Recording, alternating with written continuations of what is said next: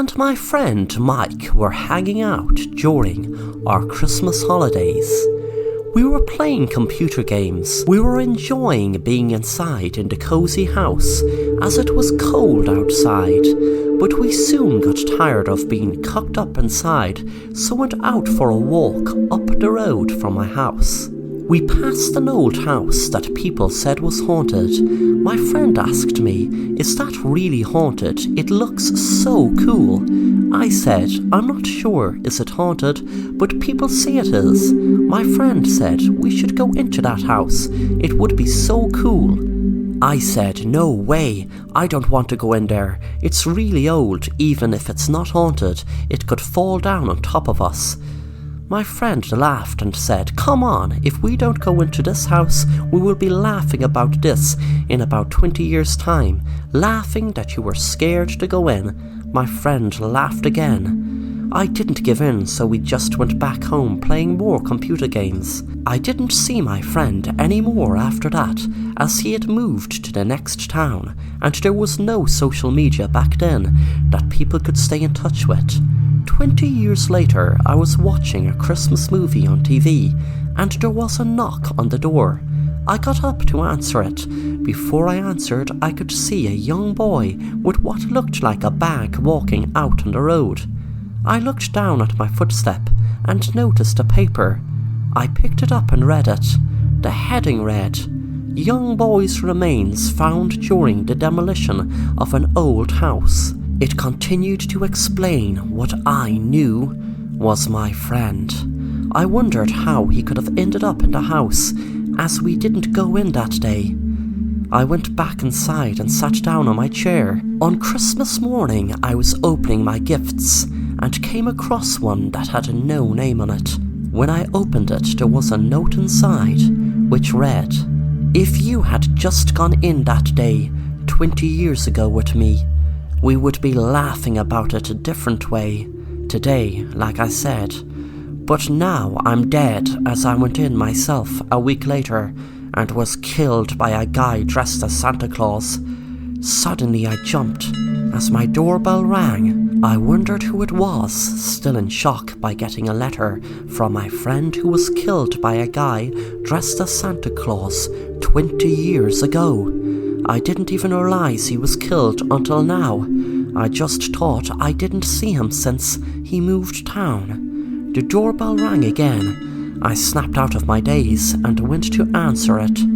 There was a guy dressed as Santa Claus, holding a knife, and he said, "Happy Christmas." He stabbed the knife into me as I was lying down on the ground.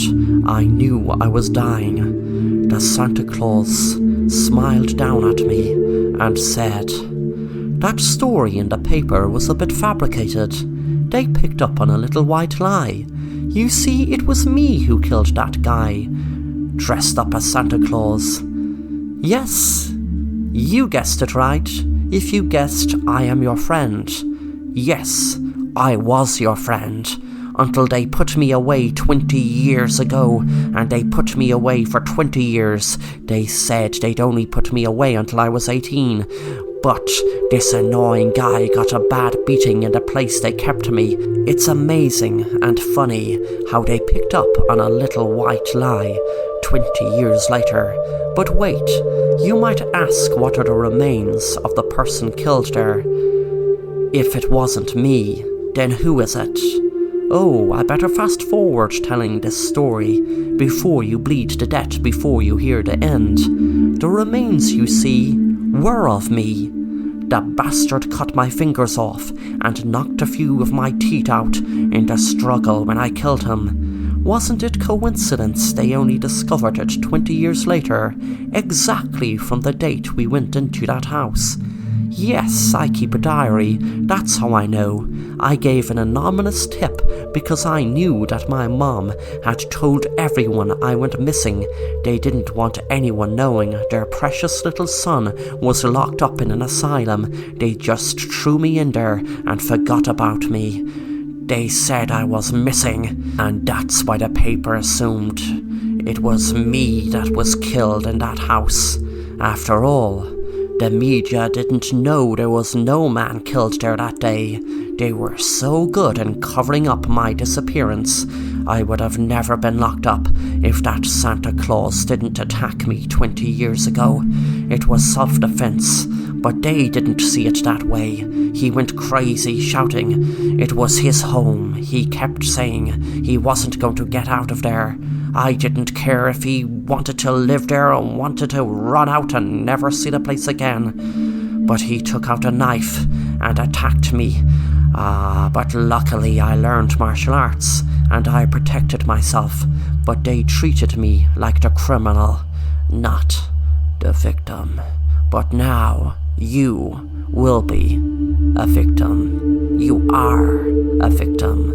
And soon you will be a dead victim.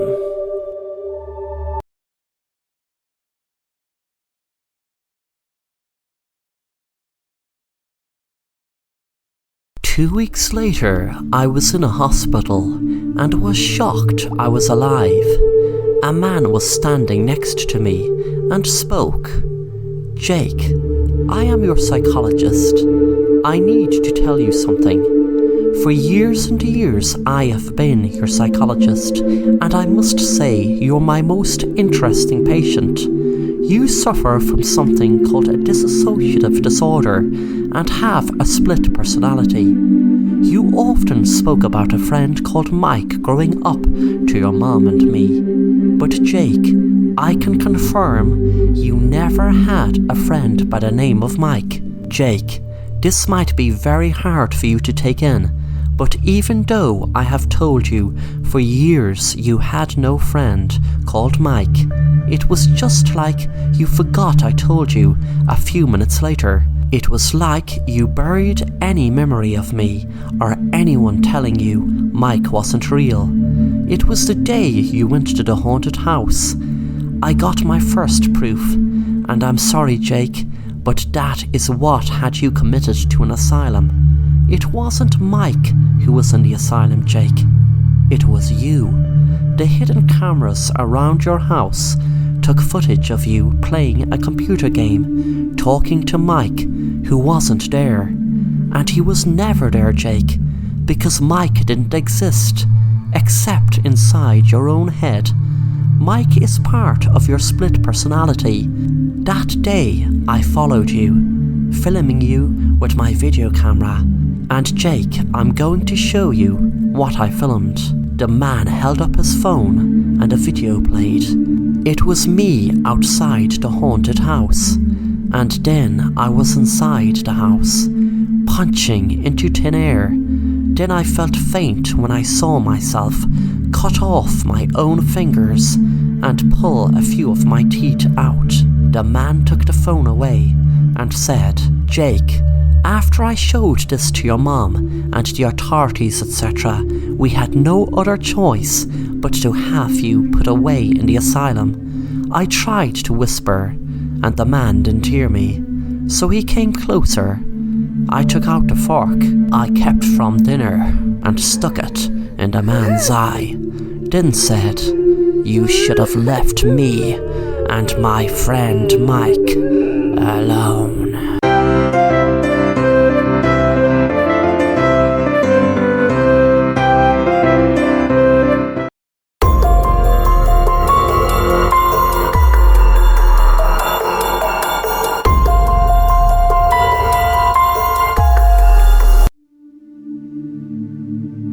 Some people might love the idea of having a paranormal experience, but I can tell you from my own perspective, there is nothing nice about it. I have seen plates and cups fly across my kitchen before my very eyes. My TV changes channels by itself, and I feel really cold air in the room sometimes, and I feel absolutely freezing, and this is all while the heating is on. I couldn't take it anymore, so I called in a paranormal investigator. When he arrived, he said to me, Hello, sir. I hope I can get to the bottom of whatever is bothering you. I will be leaving here in about 4 days, with you having no doubt in your mind whether it's real or your imagination. So I am going to be looking for explanations, and then I will be looking for things like orbs later on. I will be leaving cameras and EMF detectors around your house for 48 hours, and I will be back to check the results. I believe what you tell me about you experiencing paranormal activity. However, I have to find a logical explanation to disprove it first to get to the bottom of whatever is happening here. Now, if logic isn't something I find here, well then it's time for me to get to work and investigate. After you called me, I have researched this house, and there was an unexplained death here about 100 years ago. It was a woman called Samantha. Now, it could very well be her ghost, but I'm not jumping to any conclusions. You might ask what happened to Samantha. She was found at the bottom of her bed. It was almost like she was pulled out of her bed and strangled, but there was no proof of strangulation. She was just found lying down at the bottom of her bed. I wanted to give the man all the time he wanted to speak, but I feared I wouldn't get a word in, so I asked, "What do you think is happening here? I am afraid things will get a lot worse."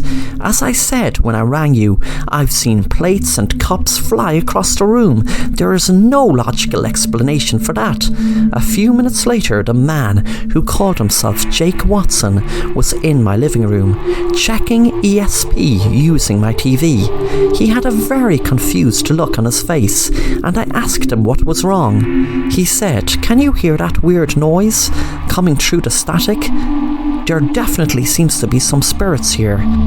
I can't tell yet, is it a friendly or dangerous spirit, but we will come to that." Suddenly the sofa lifted off the ground and the TV came off the wall, and we both were lifted off the ground and were floating in the air.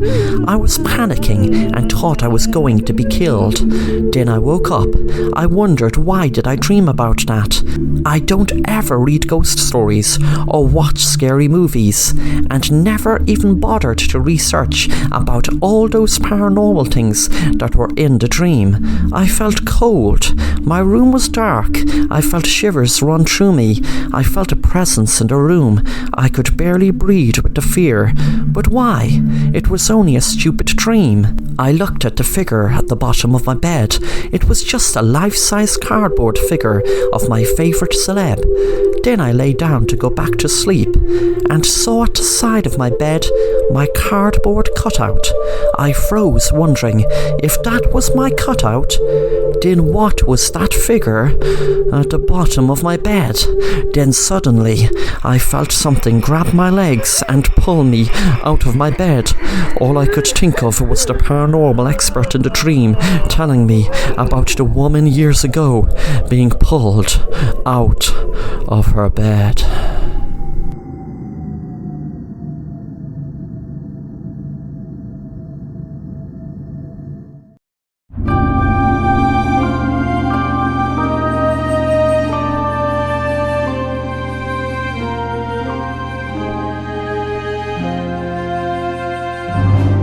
Sarah, Jessie and Judy were walking home from school, and it was just like any other day, except for something bad and sinister in the news once again.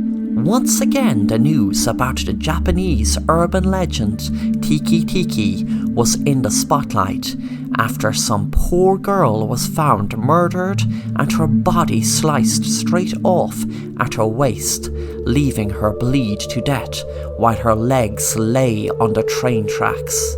The legend began in Japan years and years ago. Nobody knows the exact year, but every so often these horrific murders happen. The Tiki Tiki got its name when a schoolgirl was making her way home from school one day, and she was said to have fallen onto the train tracks, where her body was cut in half by the train.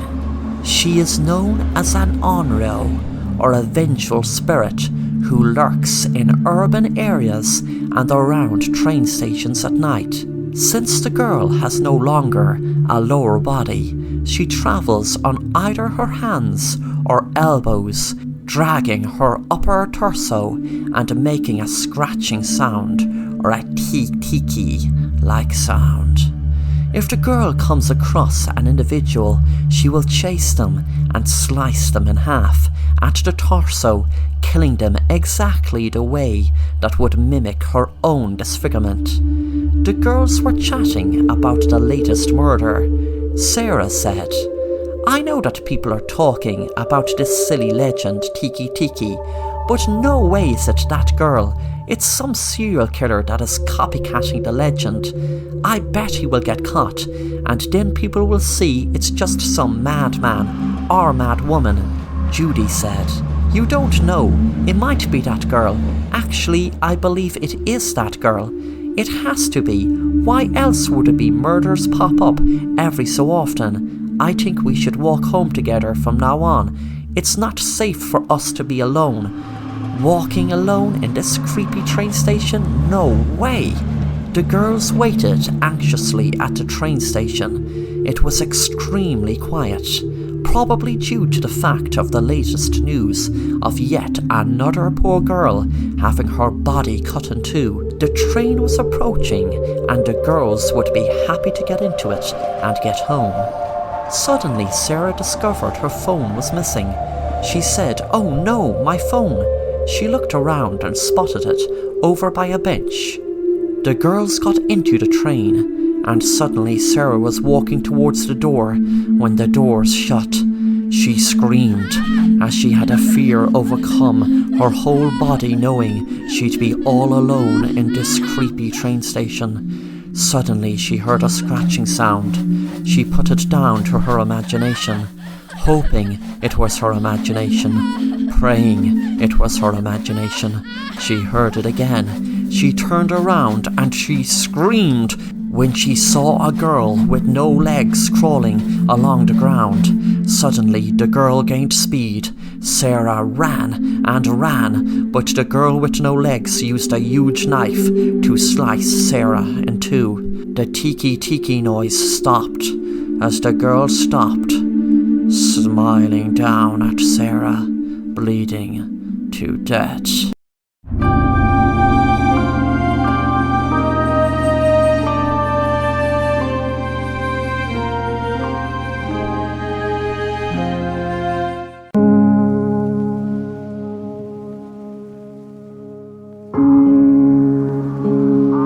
Me and my friend were enjoying our weekend in my new house, which my mom and dad told me was my great-grandmother's house. It was an awesome house which reminded me of houses you'd see in those cool mystery movies, big and mysterious. But since we moved in, which was just over a month ago, my mom and dad told me not to go into a certain room downstairs. The door was locked, but I knew my dad kept the key in his drawer, as I saw him put it there last week. We entered the room and nothing looked out of place. It was just an empty room apart from a chair and a closet with stuffed birds on top of it. I then stood on the chair and picked up one of the birds. Suddenly, a woman who we never laid eyes on before started shouting at us. I wondered who was this crazy woman and what was she doing in our house. We both ran out of the room and locked the door, and I rang my dad right away, explaining what had just happened. He got mad at me when he came home, saying he told us to not ever go into that room. Then he asked me what the lady looked like. When I explained to him, me and my friend felt shivers up our spine when he had said we just described his great-grandmother. A few minutes later, he showed us an old black and white photograph of her. This woman was dead for over 50 years. The next day in school, we were in nature class, and my teacher said, "Well, class, today I have a very special guest to tell us all about birds. Me and my friend felt like we couldn't move with fear when we saw the lady who entered the room was my great-grandmother. Suddenly, everyone else in the class seemed to vanish into thin air, and it was just me and my friend and my great-grandmother. The classroom window smashed and loads of birds started flying around the room. Me and my friend screamed and ran home. When I got home and explained what happened in school, things got even weirder when my dad told us today was Saturday and there was no school. He then showed me a journal he had kept from my great-grandmother. It said, "My father was arguing with my mother again, and I am crying now because he shot my pet birds. The only thing I had to keep me sane in this crazy house." I then suddenly felt sorry for my great-grandmother and realised she wasn't dangerous after all. She was just a lost soul in this world that got angry at anyone interfering with the birds in her room. So now I am not afraid of my great-grandmother. I look at her stuffed birds and pray that in the other world she will soon find peace. And now I don't look at her as a crazy woman. I look at her as what I call her, the bird lady.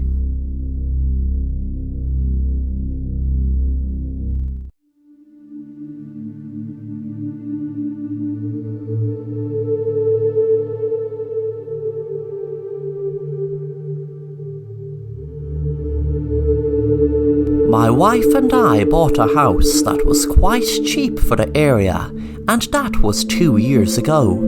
We have 2 daughters together.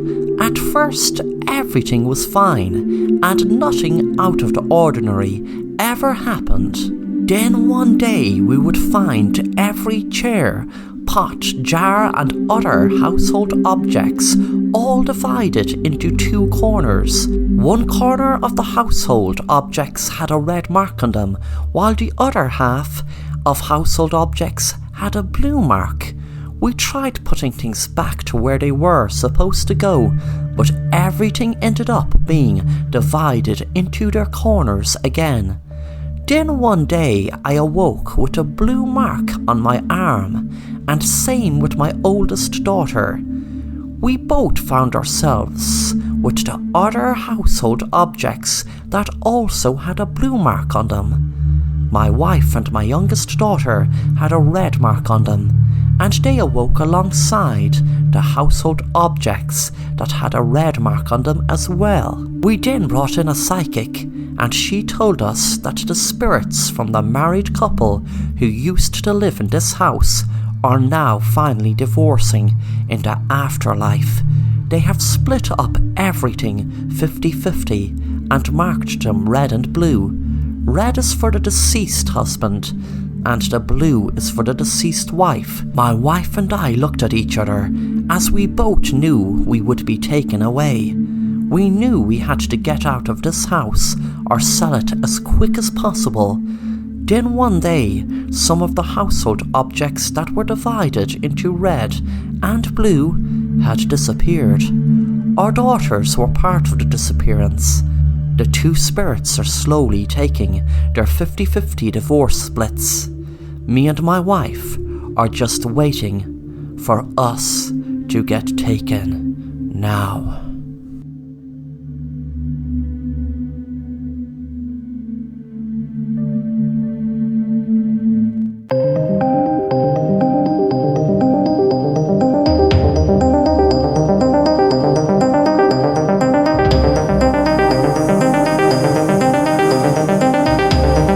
Jason was sitting at the local bar one night in October, and he was talking to his friend Michael about making a very scary scarecrow that would frighten anyone away. He told his friend, I am going to make the most frightening scarecrow. Believe me, it is going to be the most realistic scarecrow you will be able to see, and all these pesky high school kids who come around my way drinking, well, they will get such a fright, and so bad that they will never come back again to drink or do whatever it is they do around my way. Just you wait and see. I'm going to have it ready for Halloween." His friend looked at him strangely and said, "How are you going to make a scarecrow to frighten teenagers? I mean, they hardly scare little kids." Jason gave a sinister smile and said, "Just you wait and see." That night, Jason went into the barn and got as much straw that he needed to make the scarecrow. 2 days later, his friend Michael was trying to call Jason, but there was no answer. He kept calling his phone, but he kept getting onto the answer machine. After eventually giving up, he walked over to Jason's house and knocked on the door, but there was no answer. He looked into the field and saw a scarecrow, no doubt the one Jason was telling him about. Michael walked up to the scarecrow and looked at it to see what all the fuss was about and what made it so scary. As he looked at it, something seemed familiar, but he didn't know what. He walked back to his house. 3 days passed and Jason hadn't heard from Michael. Something told him to go to his house to check, and when he did, once again, there was no answer. He heard some shouting up towards the scarecrow. He ran up to see what it was, and he screamed with fright when he saw 4 teenagers lying down next to it, covered in blood, after being stabbed numerous times with a fork.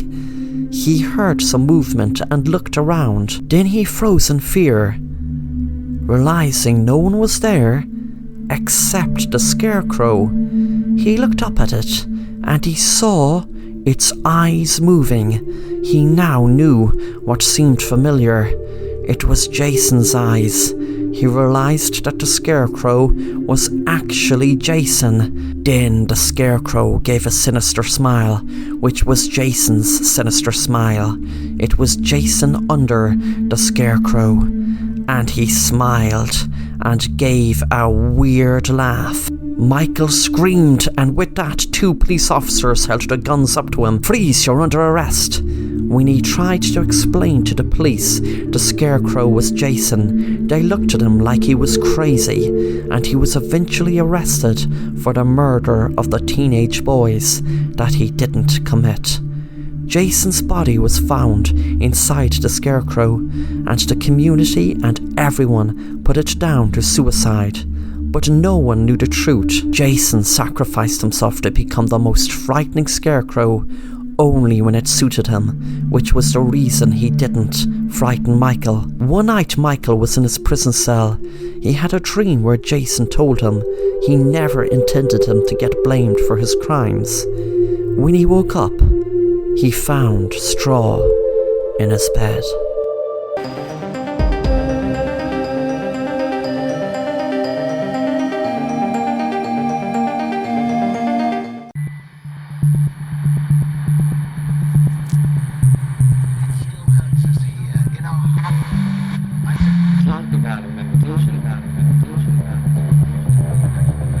One of the most wretched haunted house stories is from the year 1912.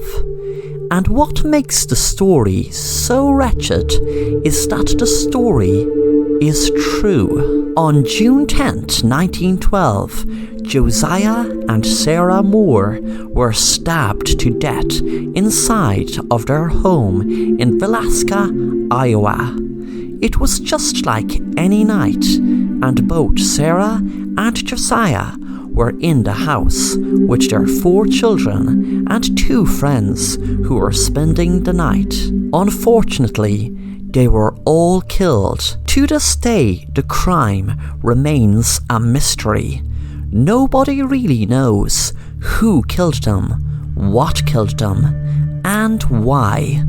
Were they just a random target, or was there some reason? No matter what reason, there was no justifying the horrible murders that took place inside the Moore home on that horrifying night back in June 10th, 1912. The Moore's home is considered to be one of the most haunted houses in the United States of America. But just like most paranormal experiences that happened in certain places, and murders and hauntings, there are always certain people drawn to them places. People pay $400 to stay for one night inside the Moore home.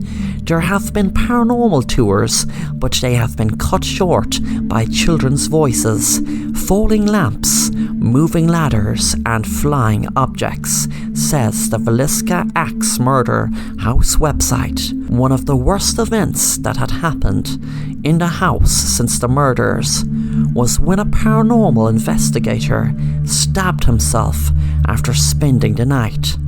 As the Villisca Axe Murder House website states, skeptics have left believers.